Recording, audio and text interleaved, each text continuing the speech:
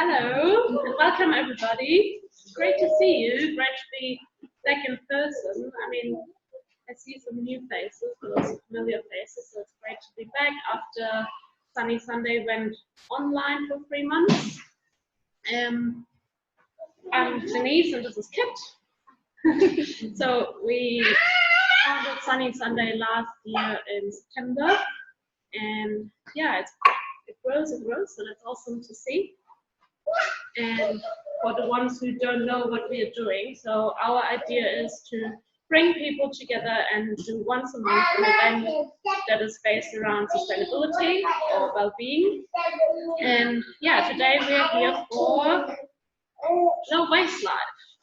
So we always like to explain to you why we are actually coming up with these events. And a low waste life, we want to just inspire you to maybe reduce your waste, because we need to reduce our carbon footprint to fight climate change, and we just want to give you some ideas how to do this today. And then you maybe wonder, why should we actually reduce our carbon footprint, or why should we reduce waste? So I think I don't need to tell you that climate change is real, I hope.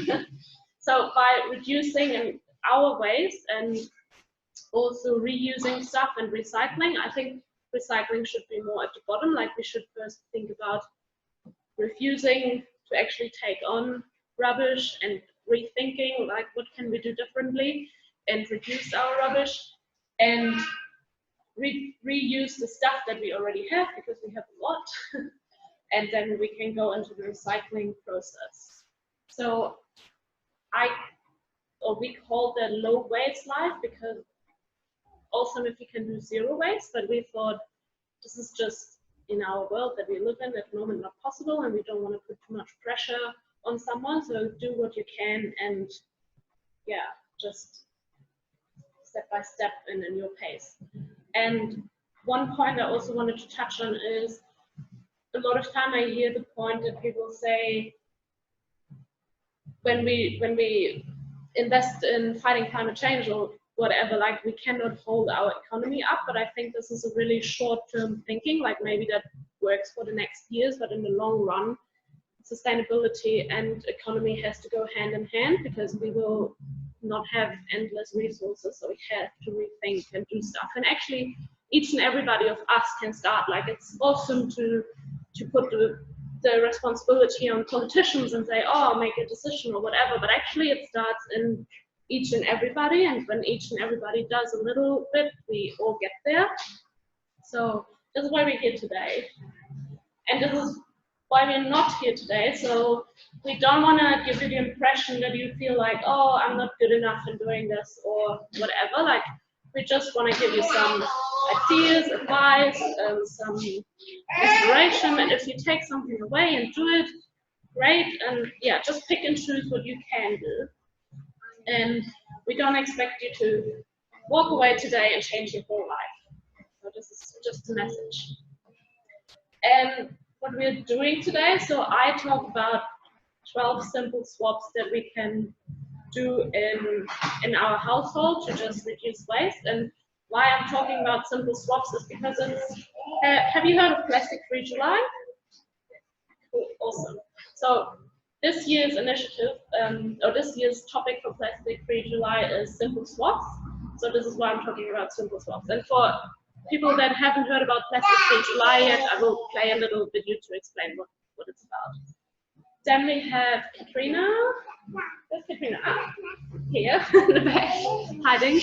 And she will do a little workshop. We're going to do this here in the middle, so you may have to get up and gather around her. And she will teach you how to build a little in-ground worm farm in a little container. So even if you have an apartment or a balcony or whatever, you can use that little worm farm. Then we have Rebecca, also in the back. So she will introduce herself later. She has the Natural Co, and she will tell you a bit about her journey and mainly focus on how to reduce waste in the kitchen. And then we have Charlie, yeah, sitting here, from Koha as well. And I think one point that we don't have when we think about reducing waste, we don't have that in our minds that actually fashion is a big problem. So Charlie will introduce Koha as well and touch on the impact of fast fashion. And sorry, that's a bit blurry, but we also have Susie here, and she will do a beeswax wraps workshop. So we have fabric. I don't know if someone brought their own, but we have fabric, and she will do a general explanation for you how to do it. And then we can have like 5 people at a time to do it with her. So, and if you like to just, if you have like a little donation for the material and stuff that we had to buy for that, would be great. But if you don't have a gold coin or whatever, it's also cool. So I show you the little Plastic Free July video so that you all know what is this about and what Plastic Free July is about. There are some Australian references in here because it comes originally from Australia, but I hope you're okay with that. So you've heard about Plastic Free July and you want to give it a go. A month of living free from single-use plastic. No water bottles, takeaway coffee cups, plastic bags, plastic straws, or any piece of plastic designed to be used once and thrown out. It's a lot easier than you might think.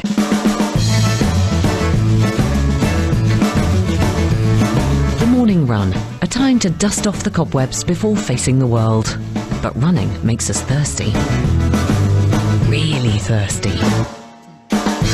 Planning ahead and carrying a reusable bottle means we can reduce the 300 million single-use bottles Australians send to landfill every year.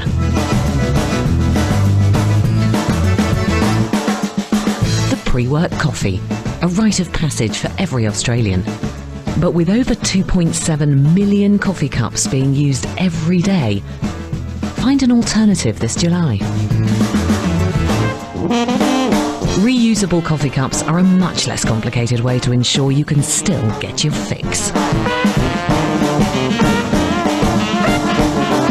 The supermarket trip. Shelves of delights at every turn. A shopping bag has a life expectancy of just 5 minutes, and we use over 10 million a day. Definitely no place for them on the July menu. But there is another way. A simple way that has huge benefits to everyone.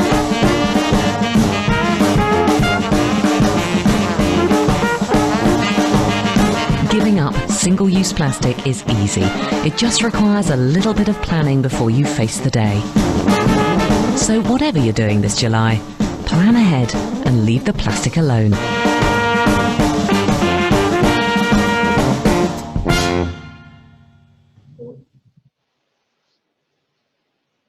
That's Plastic Free July. I'm going to present 12 simple swaps. And there might be stuff in there that you already like think, oh yeah, I know about that, but I will just say a few things about production and the water use as well. So I start off with the bathroom, and I guess everybody has heard in the meantime of bamboo toothbrushes. Yeah, so there is not just toothbrushes, there's also other bamboo products. And I was thinking, like, why should we use bamboo? I think the most obvious reason is that you can chuck it in your compost, but also bamboo grows really fast and it's really easy to grow. So you don't need a lot of fertilizer, you don't need a lot of pesticides. So it's actually easy to grow, low maintenance, and it absorbs a lot of CO2. So it's not just good because it's compostable, it's also good because it's a really good resource that we can use. And just a little thing to the bamboo toothbrushes, the bristles are not recyclable. So what I do, I just break them and put the handle in the compost and the other thing in the landfill bin. Or if you want to, you can just rip out the bristles.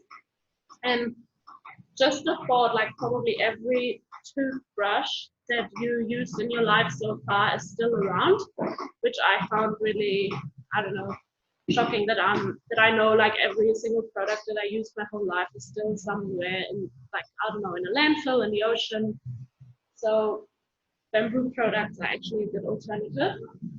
Same as with the plastic razors, like they are also obviously still around. And those safety razors, men and women can use them, and they are like the handless, maybe $50 to start off with, but those blades are just between $3 and $5 for 10. So if you do a little investment, it will also be way cheaper at the end. I think Rebecca also sells them in her shop. If you think about it. And then we also talk about liquid soap, shampoo, conditioner. So I looked it up worldwide. We have 80 billion bottles of shampoo and conditioner, etc., per year that we throw in the bin. And also the thing is, when you buy a bottle of shampoo, 70% is just water. So you actually pay a lot of money for water. And what I changed to shampoo bars because they contain like a tiny amount of water and they work just fine. And I think for me, one bar lasts half a year. So it's quite economical too. Like I think sometimes with those zero waste products, you have a bit of an investment, but it pays off because you keep it way longer. And for those products, we also, like I show you at the end, we have from the company a fee. We get a discount code just for you guys today, because we are not allowed to share it on social media. And then when I went through my bathroom, like I want to ask, does anyone have a compost bin in their bathroom or compost their bathroom waste? Yeah. Patty has one because we live together. So actually what I thought a lot is you can compost a lot of stuff in your bathroom too. You can compost your hair, your nails, the bamboo products, tissues, or other paper that you use. What is not really compostable, I think, is those cotton things to remove your makeup or something, but you can just maybe get a cotton one that you can wash.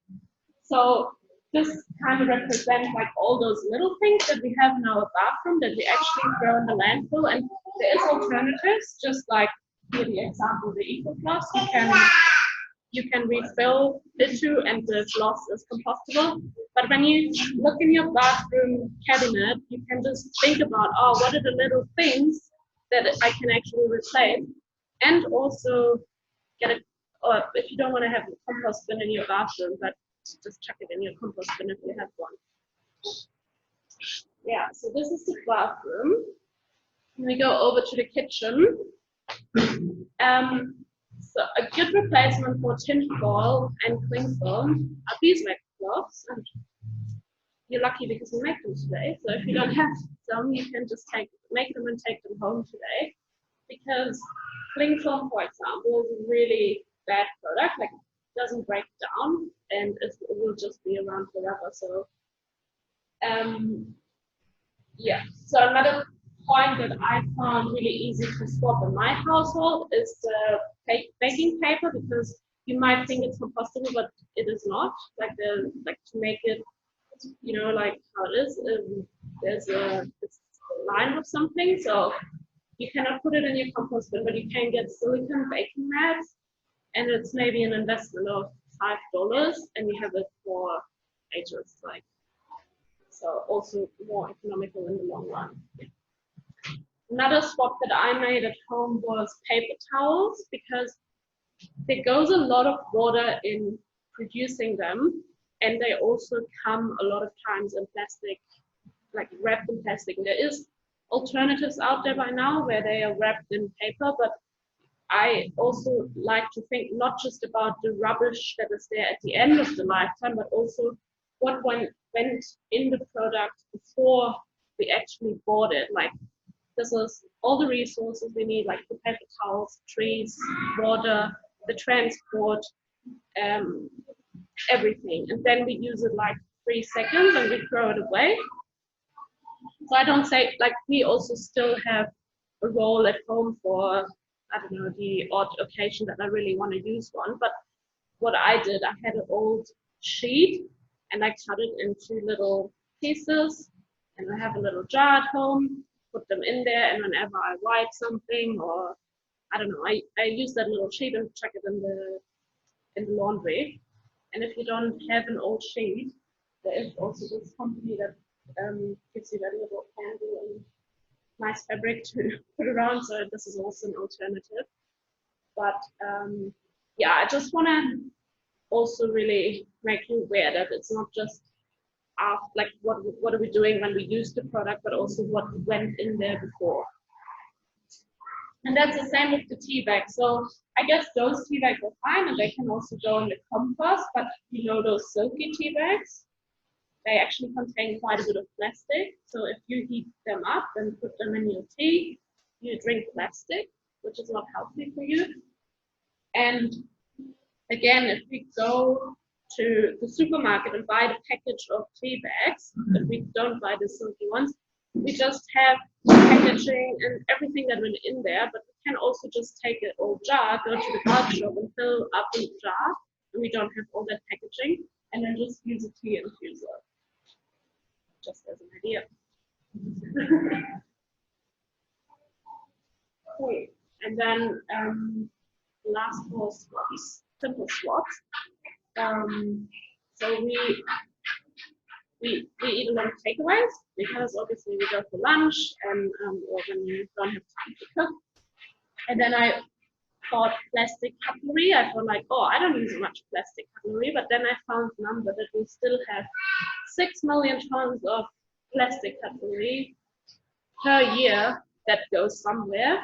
And I think that's the point when we are just out and we make that little exception for us. Like we think we don't use a lot of plastic cutlery, but then we're in the shop and they give us just a plastic fork and they're like, oh yeah, and you just say, oh yeah, whatever, and you take it away. But that's actually the point, I think, where we have to rethink and refuse. And what I sometimes do is just giving it back. And sometimes like really funny because even like paper bags or something, and I say, no, I have my own bag, I don't want that. They're like, no, take it. And sometimes I get also weak, like I'm like, yeah, okay, then I take it. But actually, we should be like, no, thank you, I don't want to use this, and give it back. But I have to work on myself in this too. So what we can do is, if you have a car or whatever, just maybe store a fork and a spoon or whatever there, or like have those bamboo cutlery or anything that you can put in the compost afterwards. So because sometimes when you're out and you didn't think about it, but if you have it somewhere in your car, in your handbag, or somewhere handy, it's easier to say no to those products. Where we come to the next point, single-use packaging, I think I don't have to talk about the plastic bottle. I think everybody knows that plastic bottles are not good, but paper bags. So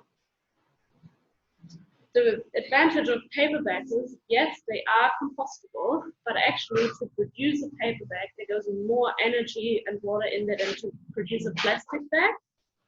So if you replace each time a plastic bag with a paper bag, it actually doesn't do the job. And a lot of people think that the brown paper bags are recycled paper, which is not the truth. It's just unbleached paper. So it's new paper because it needs, you know how stable they are. So they cannot use recycled paper for them most of the time, or not 100%. And the alternative is just a metal lunchbox or a glass one, or just have, if you want to use a bag, like just have one that you bought, and just take it to your work or wherever you need to go, to kindergarten or school. And another point that we, I think, a lot of times overlook are paper napkins. So we could just go to a restaurant, grab a bunch, use maybe half of it and then throw it away. But to produce one paper napkin, we need 250 milliliters of water. And this is not including the water for the tree to grow it. So if you can, I know that's not handy in restaurants and takeaways, but using a cloth napkin or at least recycled paper napkins. And if you go to a restaurant or a takeaway and they have those white paper napkins, you could just walk up to the manager and ask friendly why they wouldn't use recycled ones, and maybe tell them like, hey, there goes a lot of water in producing them, do we need them? And I think this is what we have to do, like not being unfriendly, but just like making people aware and be like, hey, can we do this differently? Because it's actually easy. And it's little steps. But if we all do it, and this is also a point to water bottles and the keep cups. Whose shelf looks like this at home? Which means like having between 2 and 8 keep cups that we bought on our journey to a low waste life. But how often do we go to a cafe and be like, oh, I forgot my keep cup. Well, the one time I just grabbed a single-use cup, and then all the energy and the material that went into producing that cup, like we have to think like how many cups do we have to, single-use cups do we have to refuse to make off for one of those, and it's quite a bit. So when I had the same problem, and what I did is I forced myself to either sit down and have a coffee there in a mug, or I tortured myself and said I don't have a coffee. Because if I forget my cup each time and I go out and just make an excuse for myself each time, I will never get there, because I will be at home again and be like, oh yeah, oh, I forgot it again today. But I feel kind of good because I bought the low waste alternative. And I think it's awesome that we're all making little steps and that we're all trying our best. So I think we just have to train ourselves a bit to really have that in mind. Like just chuck it in the car, in your handbag. I don't know what men do, but maybe also the car. Yeah, so this is just a little introduction for me to Plastic Free July, and I hope that I could give you some points to think about. And now, hand over to Katrina. Yeah.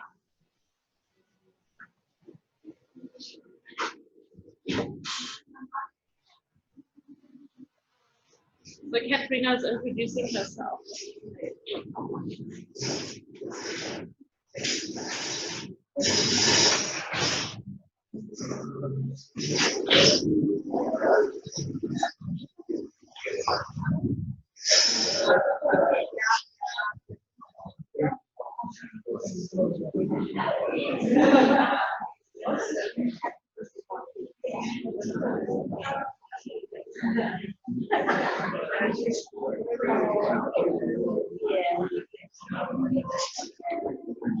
Everybody say me.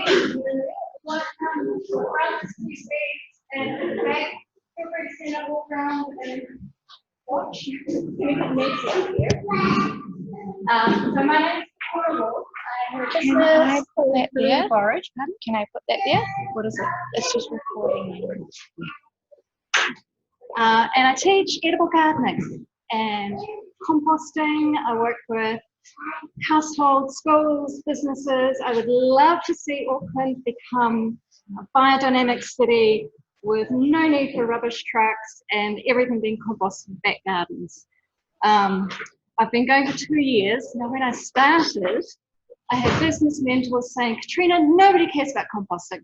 You cannot sell the concept of a circular food system through compost. We've got to find another way. And so I went, okay, what do we do? And I settled on edible gardening. Yeah, edible flowers, herbs, microgreens, and helping people start to grow a little bit more of their food at home.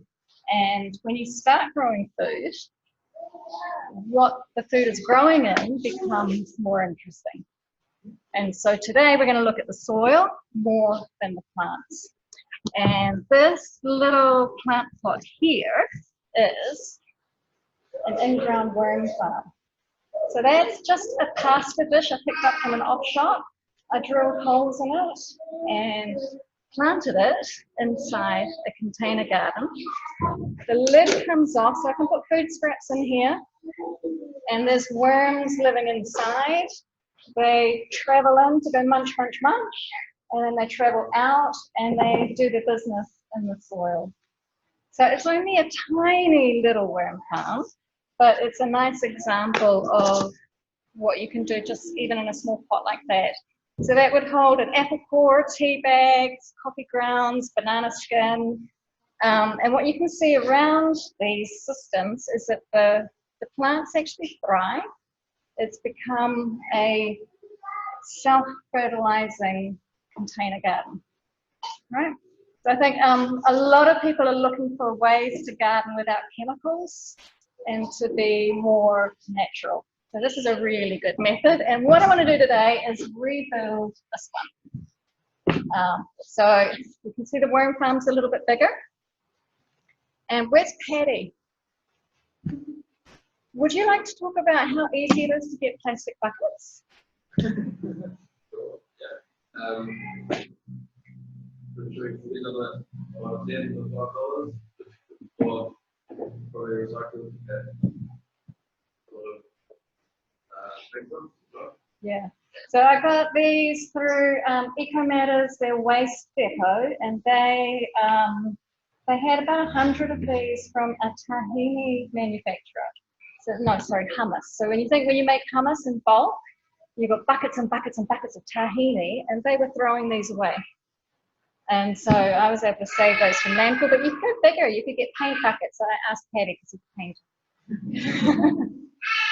So now their silver beet is doing really well, but I've got this installed on my back porch, and I actually want some other plants there. So I'm going to rip all of this out and show you what it looks like on the bottom. The herb here, the sorrel, I don't know why that's not thriving when the silver beet's doing really well. And I think one of the reasons is that I've got it next to this thyme. Thyme likes free-draining dry soil, and sorrel likes a sort of more moist soil. So what we've got here, is it okay if I make a mess?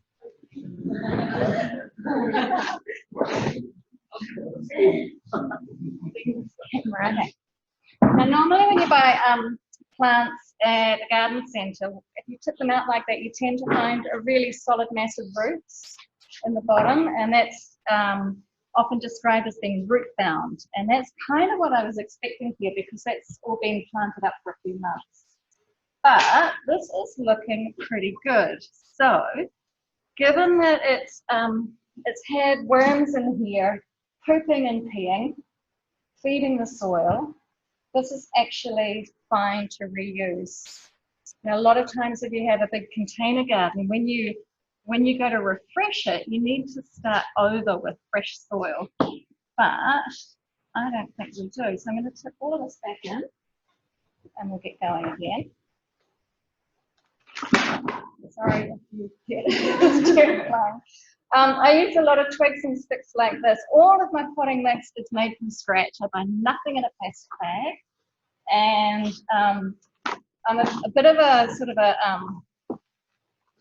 environmental activist on social media, calling for commercial soil manufacturers, garden centres, seed distributors, community gardens. I think we all need to say, hey, we need less plastic in gardening. And so my request to you next time you go to the garden centre is ask, can I get this without the plastic bag? And just see what they say. And I sort of think within 5 years things will look quite different, but at the moment you'll probably be looked at like a bit weird. So this out. This is going to be a bit messy. Who's got a worm farm already? Okay, it's about half people. Ooh. So we've got a few other creatures in here as well. I don't know if they're soldier worms or hoo-hoo grubs, but we've got more than just worms in here. The soil that you get in a worm farm that's finished, this is called worm castings. Now with your normal commercial worm farms, you get liquid trickling out the bottom. Yeah, you can capture that in the tray. put it in your garden. A lot of people call that liquid worm tea, and it's actually not, it's worm leachate. And there's a resource here. Anyone who's interested in learning more, come and have a look at this book. It's the Worm Farmer's Bible. It says the handbook, but it's a Bible. She teaches at a university in America, and this is her everyday language version of what she's teaching overseas. And there's a clipboard somewhere. If I could hand that round. If you would like an email with the details of where to find this, before she published this, she did a webinar with all the content. So you can learn a lot about it without getting the book. So I'll send that through. I didn't want to print out a flyer with all the information. Okay, so worm tea, to make it, you want to get your finished worm castings, put them in a bucket, fill it with water, and then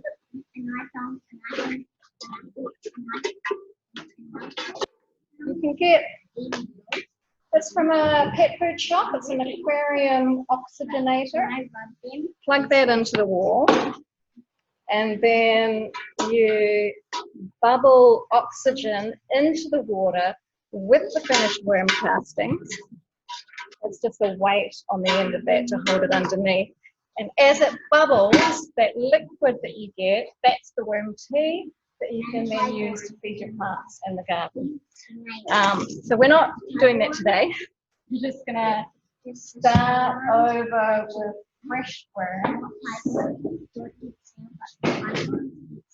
And the worms I'm going to use today are actually just from a compost bin.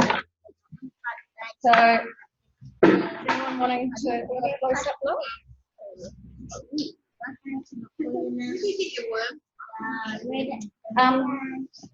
You can get worms from Bunnings Mitre 10. They're about $50 for a tiny little box about the size of an ice cream container. My personal opinion is they're overpriced, but there's a lot of work that goes into running a big worm farm that is good on them. I would suggest that you just go digging in a compost bin that's full of worms, and that amount that I've got there is more than enough to start off a worm farm this size.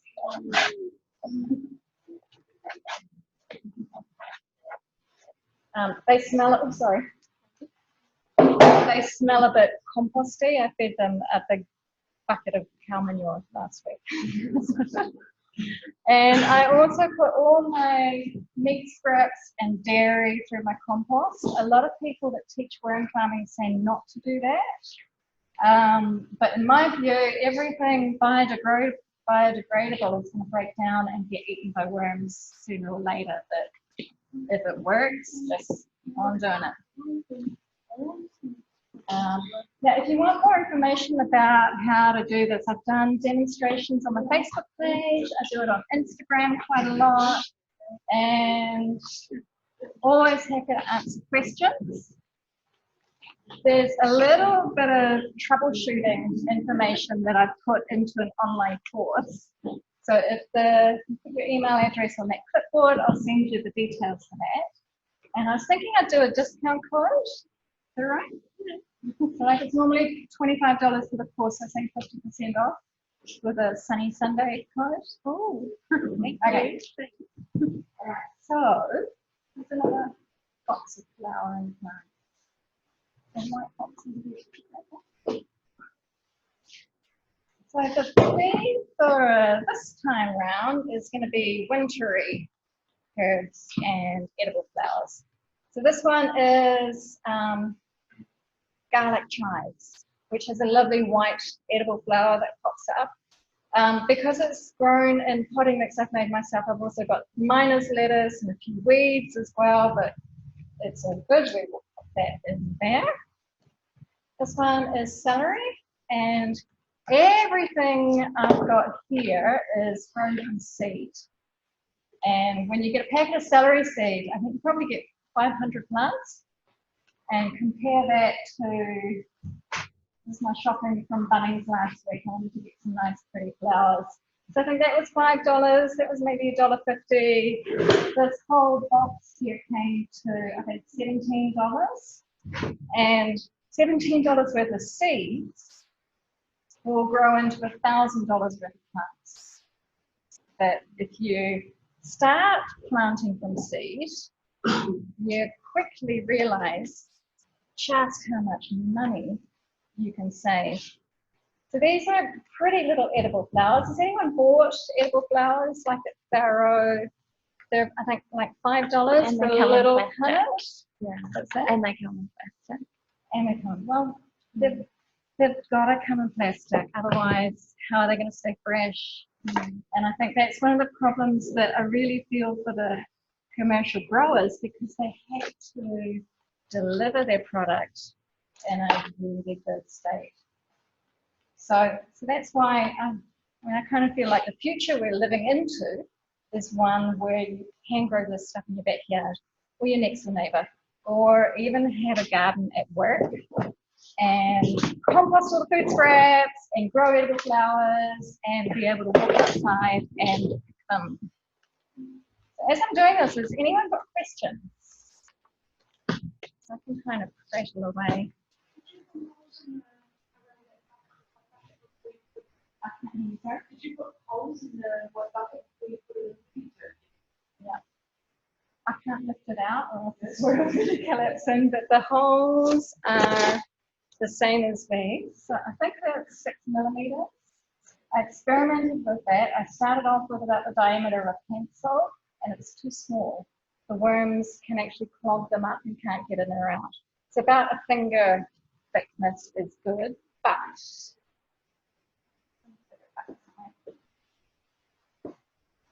this is one that I did with a primary school, and so that's the paint bucket, right? Who's the painter? So we submerged those into raised beds, and the kids were putting their lunch scraps in. What I didn't warn them was that the holes need to go well under the surface, because if you've got food in here, guess who wants to come and eat? The teacher said to me a month later, Katrina, why are the holes so big? It wasn't that big when I inserted it. So if that's about the size of a rat. Yeah, and if you look closely, you can see the little gnawing marks as he's got it bigger and bigger. So if you do this, you need to keep an eye on how it's going. And if you see evidence of rats, then just start over and dig it deeper, make the holes a little bit smaller. But the great thing about using a bucket is that you can just kind of get another one. Is there anything you should not keep the one?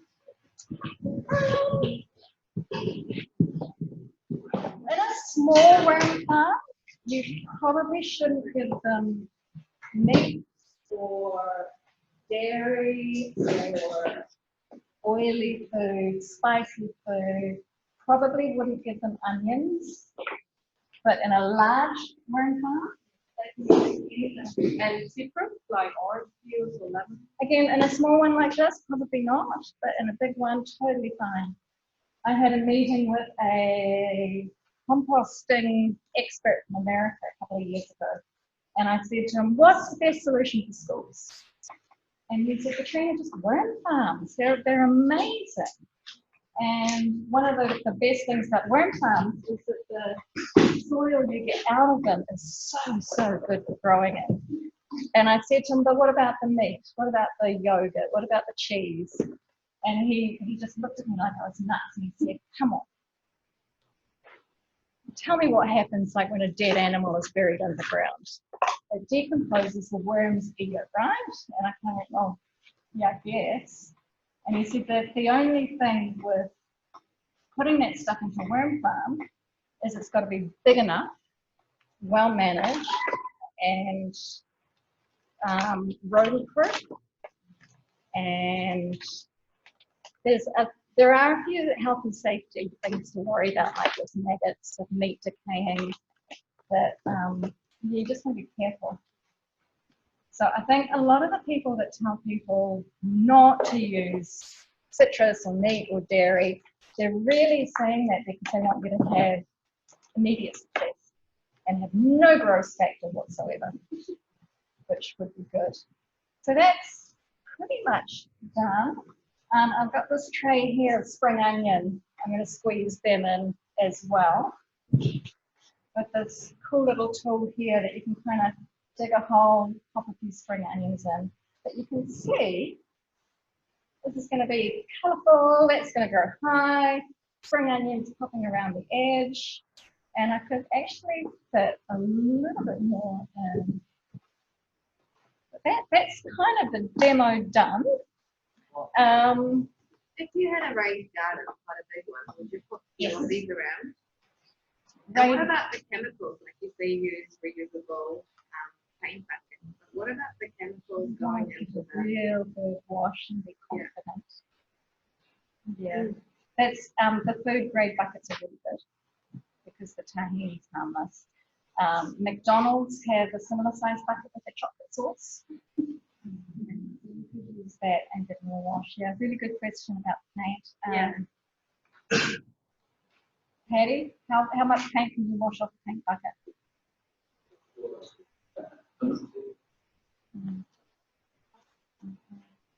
Any other questions?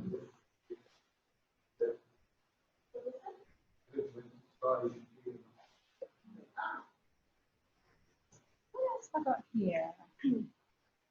Because you just renewed it, but how do you know how often do you? How long can that? Oh, how often would I replenish it? Yeah. This one I only really did because I had to bring something, and because the sorrel wasn't happy, and I don't know why, but when I pulled it out, it was all too dry, so it just wasn't getting enough water. These were in full sun, and I just want more. This one is still looking pretty good, so I'll leave that on its own. But I actually haven't got any food in there. They've kind of munched through it all, so that's where the plants can stay, but I need to top this up with fresh worms to set that off again. But what else was I going to say? Oh, if you want to Google other applications of the system, look up worm towers. People have done them with drain pipes that go up sort of tall and thin. Worm cafe is another word. You can buy one in Bunnings and Mitre called the Tui Worm Cafe. It goes down underground. People do use them for pet food. And then there's another system from Australia called the Sub Pod, where it's a big underground system that actually has a bench seat built on top. So it's a full-on garden. But, do you ever need to put fresh worms in? Like once you fill it up with worms, do they can survive forever and while you feed them, or do you ever need to like fill it up with some fresh ones? you can kind of watch it. I guess because I've got so many and I neglect them a little bit. If they're not continually reproducing and multiplying, then the population dwindles, they die out, and you've got to fill them up again. What I tipped out when I started, it's got a lot of pumpkin seeds, and then these other little sort of hoo-hoo bugs.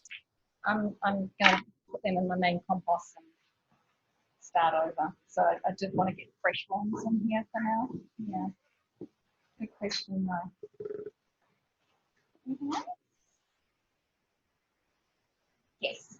That internal cost, you need to make sure there's no soil in there, or if you just put it surrounded with a bigger bucket of soil, you fill it with scraps. Don't you have to some soil? Sorry, I couldn't hear you, please. So it's like that. Given that it's surrounded by a large amount of soil, you need to mix the scraps that go into there with soil, or Just could it be food. 100% scraps? Oh, when you start them off, the worms need some bedding. So if you had a handful of worms, you need to put them onto soil, or garden soil is better than potting mix. If you use potting mix, it might have a little bit of chemical fertilizer that isn't so good for the worms. So really bland mix, and then the food scraps. And then think about the worms, they can go up to eat or down to be in a neutral environment, or they can travel out. Does that answer your question? Done? Yep. Okay, if anyone else has got questions, I'll be over there, and I think we've got time after the presentations. Yeah. So after the presentation, we have to like just go to all the stations. Yeah. Cool. So now, again. So now we talked about growing the food in the garden on the container, and now we go to the kitchen. And Rebecca is telling us about her little journey and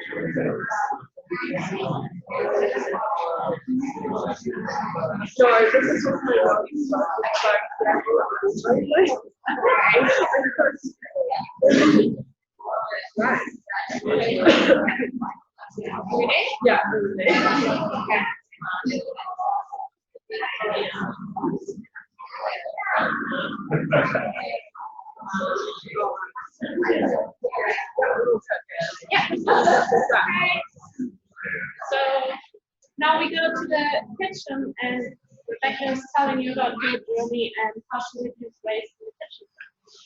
So hi, I'm Rebecca. I'm from the Natural Co. So the Natural Co is an online store for natural and eco goods, and I sell a lot of plastic-free and low-waste products. So everything from like stainless steel pegs to dental floss to coconut fibre brushes to like deodorant in a cardboard tube. So that's really cool. I will just say before I start, I'm not really a public speaker. I'm like such an introvert, so this is like I'm totally out of my comfort zone. So do bear with me through this. I've got some notes here so I don't like waffle on. So let's get underway. So just some background on me. I am a mum and I'm married to a guy called Matt, and we live in Lancome. We've got 2 kids, and a 4-year-old and a 1-year-old, and I've kind of grown up out west. So just do something about West Auckland that just like always draws me back, like just the Waitakere. So I haven't really ventured very far because every time I always get pulled back out west. So for me, becoming a mum was a real catalyst for starting this business, because I sat down one day and I was like, oh, I can't go back to work in the advertising industry. It's just like full of like consumerism, and you're constantly just like pushing products on people. And it just didn't really sit well with like my personal values. So I'd always had like a keep cup and reusable produce bags. So quite well ahead of my time. This is probably like 10 years ago. So I was always taking those around with me, and people would always stop me and they'd always say, oh, hey, where'd you get those from? And then we'd end up having big chats about those products and about how to reduce waste. And so it just kind of like came organically. I was like looking online, I'm like, oh, there isn't really many online stores that are dedicated to kind of plastic-free and low-waste products. So that's how the Natural Co started. So since then, I've been up and running for just over 3 years now. We just had our 3rd birthday last month. And that time I've just seen like this massive push and drive to use less plastic and reduce the waste, and just everyone's really embracing reusable products. So before I share some thoughts with you, I just want to say, like, I am not perfect by any means, and I don't want to stand up here today and make you feel bad for the way that you kind of live your life, because we're all on our own journey. I don't have my year's worth of rubbish in one of those mason jars. I sometimes buy stuff in plastic packaging. I forget my reusables, but I just want to say, like, it's all about making small changes that add up over time, and they just make such a huge difference. So there's no judgment from me here today. Excuse me, I've just got a little bit of a tickle in my throat. So who here is doing Plastic Free July? That's good. So I just wanted to share some ideas and solutions for you to kind of reduce your waste in your kitchen, because for me as a mum, I'm just super aware of waste, especially food waste, because I spend a lot of time in the kitchen getting my kids snacks, as my 1-year-old likes to say. So a good place to start that I found was just doing an audit of what you were throwing away, and then you can kind of see what is causing the waste. Because we say in a lot of households, the main culprit is food waste and packaging waste. So instead of like, for like say a week, like instead of putting everything into your like main like landfill bin, you separate everything out into different containers or boxes, and then after a week, just see where your kind of waste is going, and then you can kind of look to see where you can make some changes. So I'm not really going to talk about food waste, but I will just briefly say that meal planning is like a massive help for reducing food waste, because you won't have to chuck out that old cauliflower at the back of your fridge 2 weeks later, which I have been known to do. So then when it comes down to food scraps, I'd highly recommend getting a compost bin, which Katrina has just talked about as a solution for cutting down on the food waste that you do have. I've got a worm farm at home that we put all our fruit and veggie scraps in, along with like eggshells and coffee grounds, plus any like compostable packaging. So I definitely recommend compost of some sort at home. Like Katrina just said, like she runs online courses, so you can go see her. And then there's the Compost Collective as well. They run like online workshops. I think they were doing them online during COVID, but now they're doing like in-person workshops as well, where you can actually get like a discount voucher towards a compost system, which is pretty cool. Sorry, I'm probably like talking.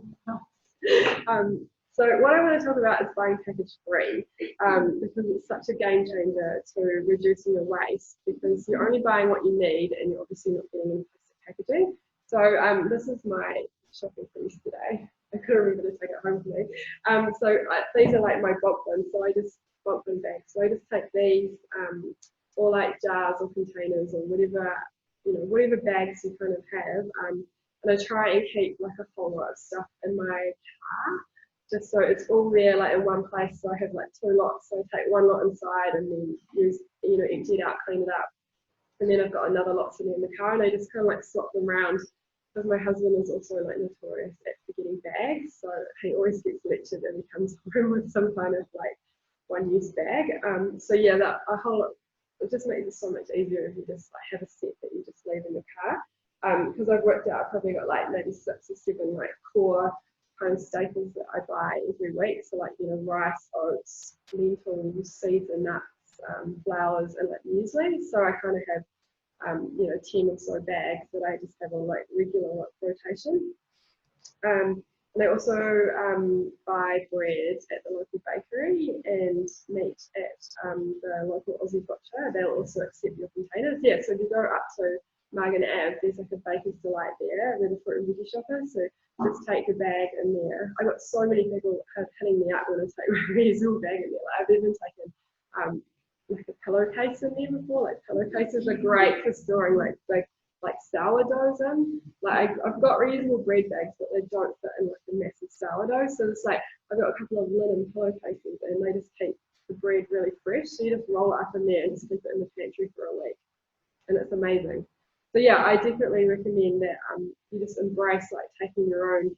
Like it doesn't have to be like a flash like branded like reusable bag. Like I mean, so many businesses nowadays, like mine, are using like bags like this packaged products, and like I've seen like sheets packaged in like reusable bags or clothing or whatever. So just don't worry, like just take them with you and just fill them up.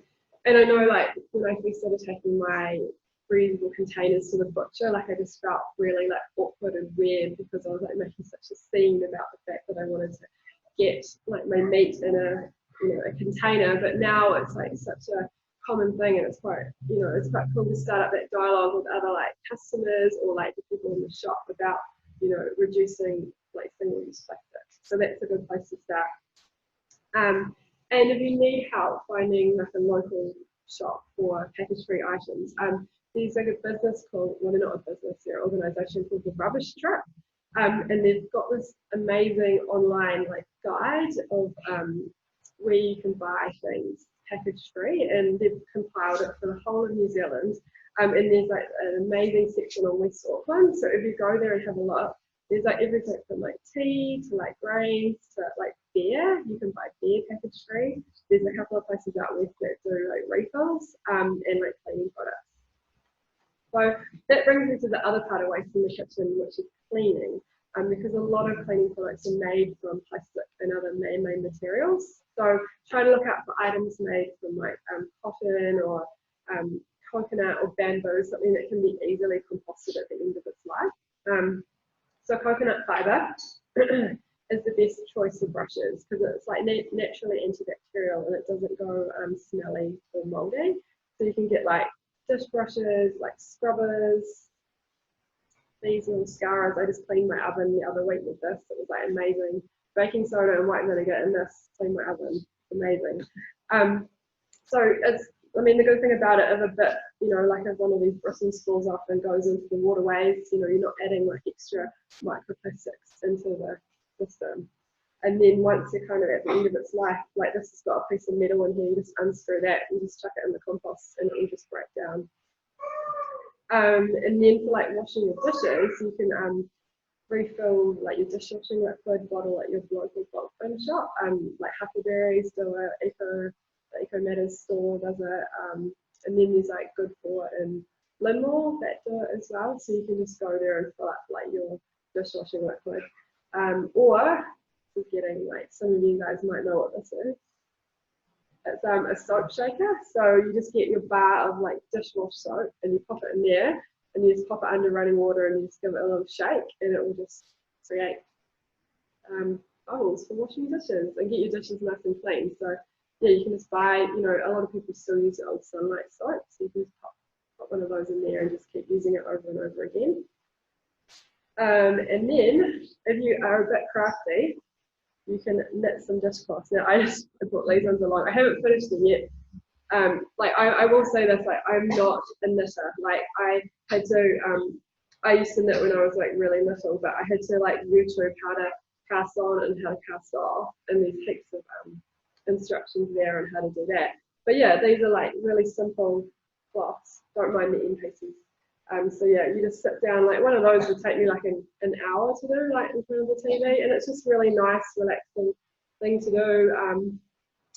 I've got a blog post on my website with the full instructions. So if you are interested, like pop onto my website, and there's like instructions there on how to knit those.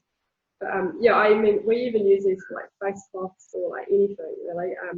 The ones that I've got, like I've only just made these after like, I think I made my first batch maybe like 5 years ago, and like I've only just put one of those in the compost bin now because it's just like been incredible. We just chuck it in the washing machine and they just keep going.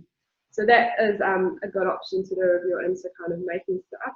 Otherwise, if you're not up for knitting, you can get, like, these are called spruce cloth, and it's just like a cellulose blended with cotton. So one of these can replace up to like 15 rolls of paper towels, and they last like up to, well, they reckon about 9 to 12 months. It depends how much you wash them and how much you use them. I've gone up to about 7 or 8 months of mine, but that's been a pretty hard use at home. So those can break down the compost as well. It takes about 5 weeks, which is pretty cool. So when it comes to cleaning, I'd say, like, try and have a go at making your own products. Like, invest in some like key bulk ingredients like baking soda, liquid soap, essential oils, white vinegar. I just went up to, I think it's Living Nature, maybe not, Pure Nature in Henderson, and I just bought the biggest box of baking soda you could ever imagine. I think it was like a 10-kilo box. And I'm still using it like 2 years later. Like, it's just amazing for everything. Like, I've written like a whole blog post on it. So again, if you want some information about baking soda, go to the website. There's a whole blog post on what you can clean with baking soda.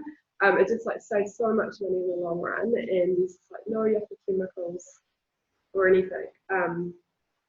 Yeah. Where are we up to? Sorry. Just like start talking and then you can't stop. So, you know, if you do want to, can't be bothered, or you just don't have the time to make your own products, you know, go to the local bulk bin shop. I get even like dishwashing powder. So Refill Nation in Te Atatū Peninsula, they have dishwashing powder that a lot of the other stores won't have. So that's really handy to get from there. And then you can just refill your glass bottles. I have these ones, which are really handy because I found that a lot of my plastic bottles, after a while, they just started breaking down with just so much use, especially like sitting in the kitchen in the sun. So the amber glass is really good because it also just stops the product from degrading. And you can also make your own cleaning spray and just put it in there, white vinegar, like lemon rinds, and you just let it sit for a couple of weeks, and then you just dilute a little bit of that with some water and then cleaning spray. So that's another good thing. So I just wanted to kind of reiterate, like, it's really important that you just don't go and like throw away like all your plastic products. Like, just slowly chip away at replacing everything. Like, it's taken me so long to, you know, replace like my brushes and everything in my house, and it's only because I have, you know, the natural co and I have the products there. Like, of course, I do use a lot of it now, but I've just kind of like chipped away at it slowly over time. So, you know, a brush there, a glass jar there, or whatever. So I will say there is a discount code there. So you can get 15% off until the end of July. But you can come see me. I've got like some cards with the discount code written on there.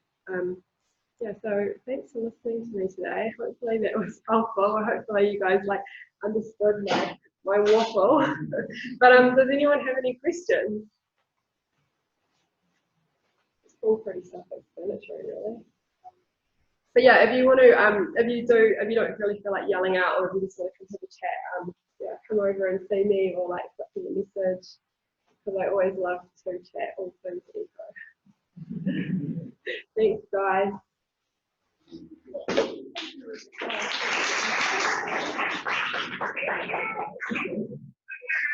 Awesome. So now we're coming to our next point. So we went from the garden to the kitchen, and now we go to our couples. We have Charlie.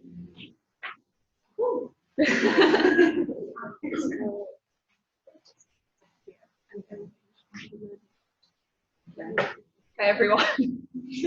Public speaking is not what I enjoy either, but anyway, I'm going to give it a go. So my name's Charlie, and I run a non-profit organisation called Koha Apparel, and we pop up once a week throughout Auckland, primarily trying to clothe those in need or those vulnerable in our community, and stop the amount of apparel that's going to landfill.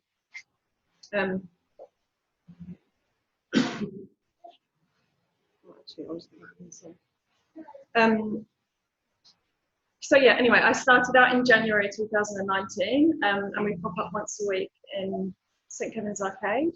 And we kind of do a loop through the month to Otara, Henderson, Onehunga, and now have a permanent spot alongside Kai Village in Otara. They have a couple of containers there. One of them is a cafe, and we have one of the containers to the right of them where we have 2 rails, and anyone and everyone can go along to our pop-up and take 2 items of clothing with no cost associated to it. So we're primarily there trying to pass clothing on to people that can't afford it, yeah, with no cost associated to it. Okay, I'll play our little video from K Road. How do I play it?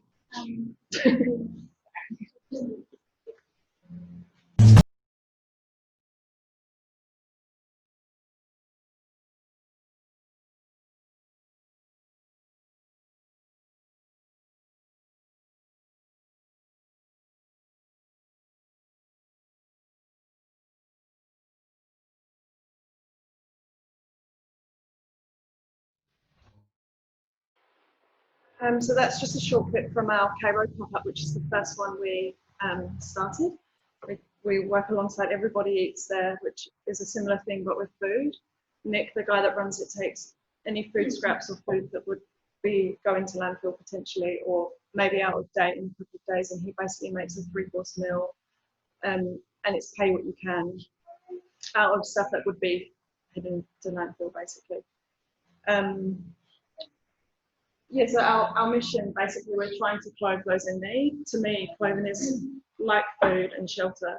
Every human should have access to it, whether you're the richest or the poorest. It's not an exclusive thing, and everyone should feel good in what they put on in the morning. And I just think since we've started out, initially it was kind of like people kind of shied away from what we were doing. When they seen our rails pop up, they were like, do we have to pay for those? You know, like, can anyone go and take clothes? And that's exactly what we're there to do. So no matter who you are, where you live or what you do, you can come along to our pop-ups and take clothing. And I just think over time, we've kind of seen our regular people coming back, or people that are coming to get clothes from the building site they're working on, or coming to get layers because they sleep in their car, or maybe they're a young mum with children and can't afford, you know, or shouldn't have to go and buy new clothes from Kmart, because we try and avoid that, but come along to us and take clothing for their children or, you know, themselves. And I suppose the other side of it is there are so many clothes in the world. There's more than enough to go around. We probably wouldn't need to produce any clothes for the next however many years and just use what we've already got on the planet. So trying to divert the amount that ends up in the clothing bins that maybe doesn't reach the people it needs to, or even worse, just go straight in the general waste bin.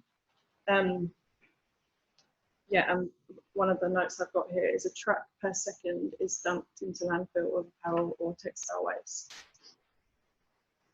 So yeah, we're just trying to rehome these pieces to people that need them.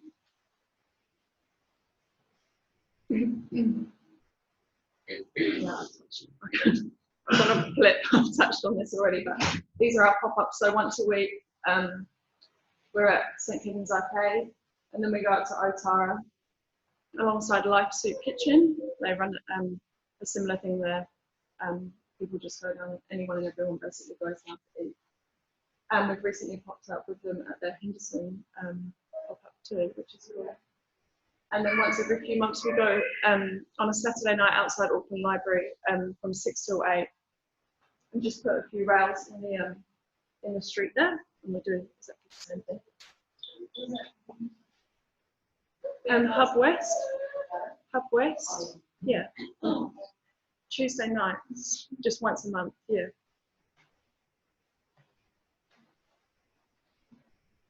And on the side of this, we're a non-for-profit, and we run off basically nothing.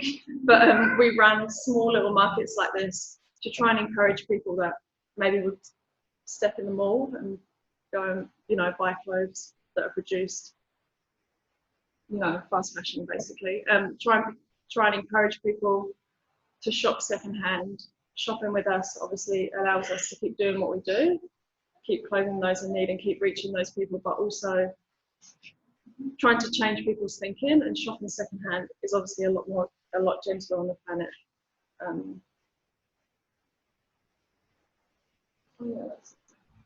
Okay, yeah, and these are just a few pictures from some of, well, mostly on Polo, some of our regular faces, some of the cute kids we see, and a few of our volunteers.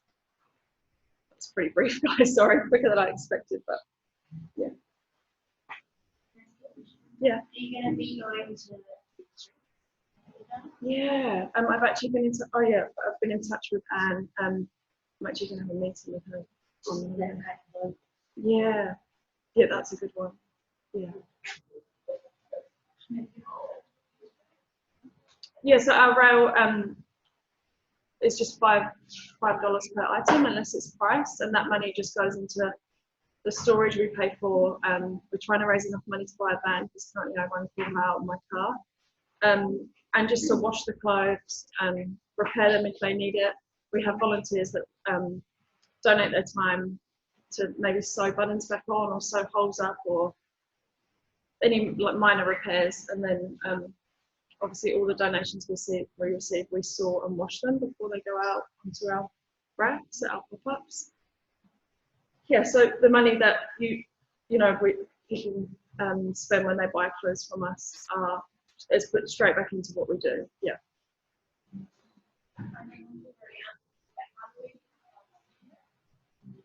The normal drop-off points are where we pop up, but apart from that, I live in Grayling, and once a day I go home and there's clothes on the doorstep. So yeah, you can just message us on our contact us on our website or on our Instagram page or any of our social media channels, and I'll just get back to you with my address and when and where to drop off.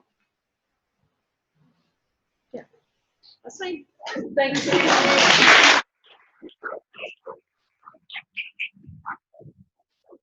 Oh. Thanks, Charlie. Okay, so we come to our last presenter before we have time to mix and mingle, look at the pop-up store, make these legs wraps. And Katrina has time to talk to you about gardening and what she's doing.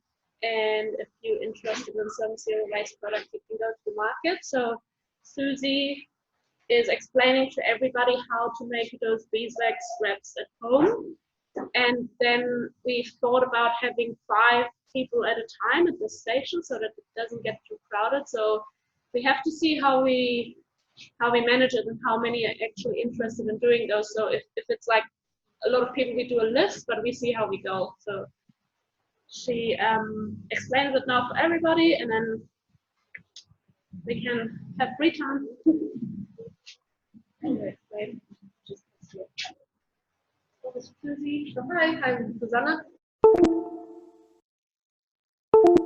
Something I just recently started looking into some zero waste, some zero waste projects, and I do love do-it-yourself projects in general. And yeah, so I just started trying to do them myself, and I would love to just show you some ways how you can do them at home.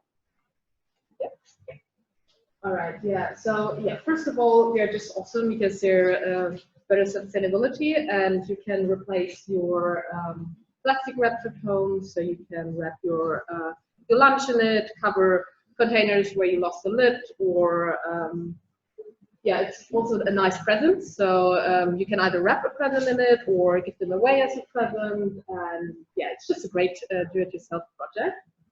And you don't really need much, so you could just do them by just using beeswax. That's one option. But to get the best out of it, you would want to add some other ingredients. So we add pine resin, which gives them a tacky texture so that they kind of stick on the containers.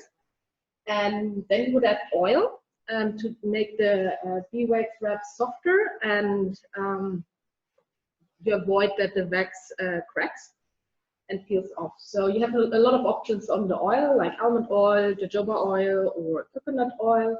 We use here today jojoba oil, but it's absolutely up to you. It depends on your budget or just on your your taste, basically. You only want to make sure that it's 100% natural oil. And yeah, the fabric as well, you want a natural material, best 100% cotton, hemp or linen. You can either buy a new one with the print you want, or you can easily use recycled material like an old cotton t-shirt or just some lining or something. So yeah, that's also up to you, whatever you find at home.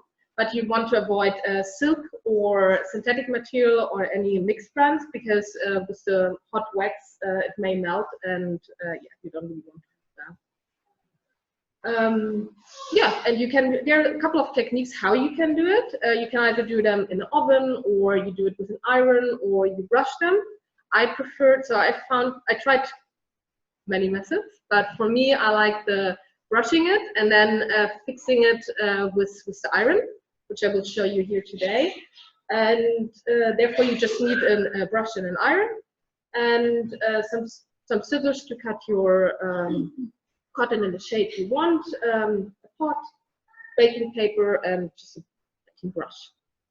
And yes, it is a bit messy. So when you do it, you want to, well, the best thing is to stick with the tools you use. You use them only for beeswax, because it's quite hard to get rid of the wax again. I mean, you can clean them. I clean my pots, for example, but I keep the brush. You don't really get the wax off the brush again. So best is to stick with the tools that you have. But once you've done them, you can use them in the fridge or in the freezer, or for your lunch or covering your lunchbox. But you don't want to use them on hot dishes or dishwash them or microwave them, because the wax melts at approximately like 60 degrees. So you want to keep it rather cool. And you don't want to wrap raw meat or raw fish, because the smell will stick, and also with the bacteria. So better avoid to cover raw meat. Yeah, cleaning is also quite easy. So you basically just shake off the crumbs or whatever is on it, and then hand wash them in cold water with a bit dishwasher soap. And yeah, I mean, if you wrap something smelly like an onion, I would, well, I think you would have, well, I do have a couple of different shapes and different wraps at home. So I have one where I always wrap my onion, because the smell will stick a little bit, but I mean, if you only use it for the same food, that's fine. And yeah, depending on how often you use them, they will last 6 to 12 months at least. And you can always, yeah, refill them with wax. I don't know. So you can always brush wax again on them, and then they're fine again. But if they're done and you want to get rid of them, you can compost them. All natural, so all good. I will just quickly go through the process we're doing here today, but well, you find hundreds of different recipes and methods in the internet. Just try out and do whatever works for you best. So if you have new fabric or one that was lying around for a while, you want to wash it, just that it's clean, and then cut it in the shapes you want. So it's absolutely up to you. I like 20 by 20. It's a good one to cover both. But I also have a quite big one where I wrap my bread, for example. So it's absolutely up to you, whatever your goal is. And yeah, with the recipe, the mixture, you find all kinds of different versions online. For me, I found that 100 grams of beeswax works well with 20 grams of resin and 40 ml of oil. But that really depends. So the more resin you add, the stickier they get. And the more oil you get, the more flexible they get. But if you add too much, it might stick on your containers or your hands. So you just have to find out what is your taste, what is your taste, and what you just like. So we melt that. That's what I already did, because the resin takes like up to 30 to 40 minutes to really dissolve. You don't need to boil it. You just want to have it in 2 pots, so in like a water bath.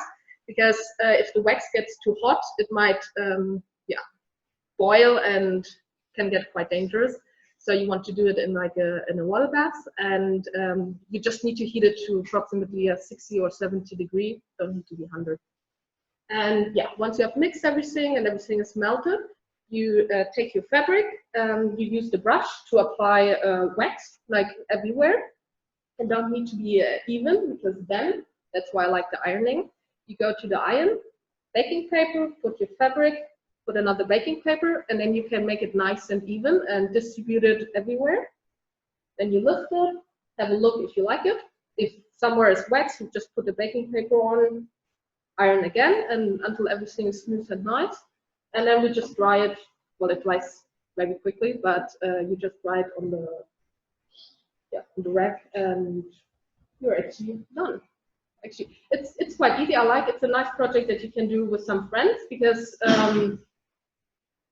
the preparation is a little bit of effort, but it's nice with friends, like cutting the pieces, and then someone can brush, someone can iron, and yeah, and you have here a little workflow again in the, and that's about it.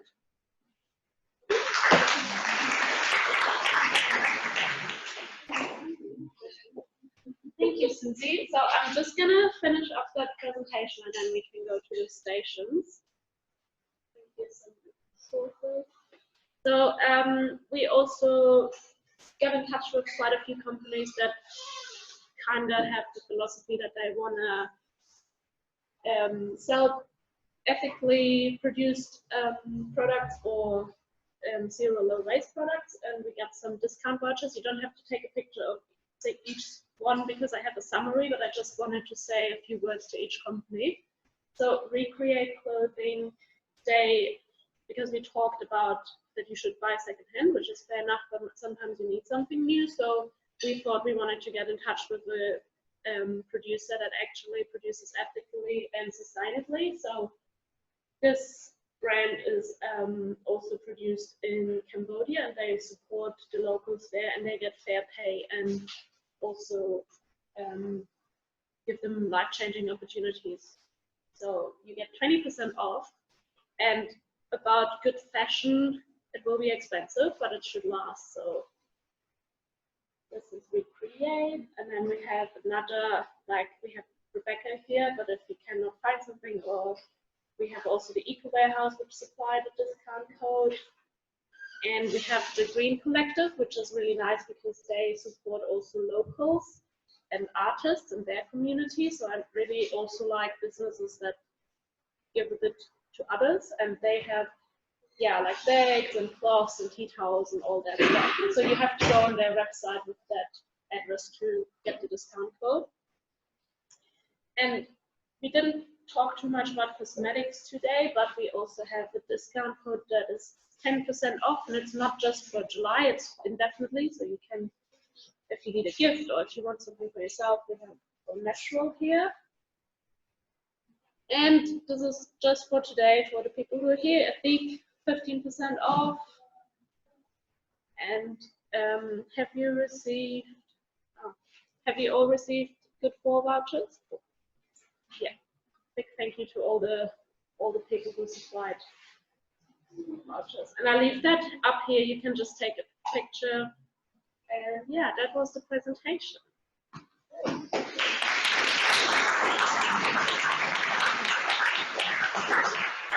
I go back to the vouchers and say it's just we want to present the next event just for you. Yeah, so our next event is Creative Juices. It's going to be not so much presentation style, but more stations where you can come and create. I'll have a bunch of people that I know that are creative in different ways, so writing, all sorts, and that's Sunday the 2nd of August. And yeah, just keep an eye out on our social media and stuff because I'll launch everything on there. Yeah. Oh.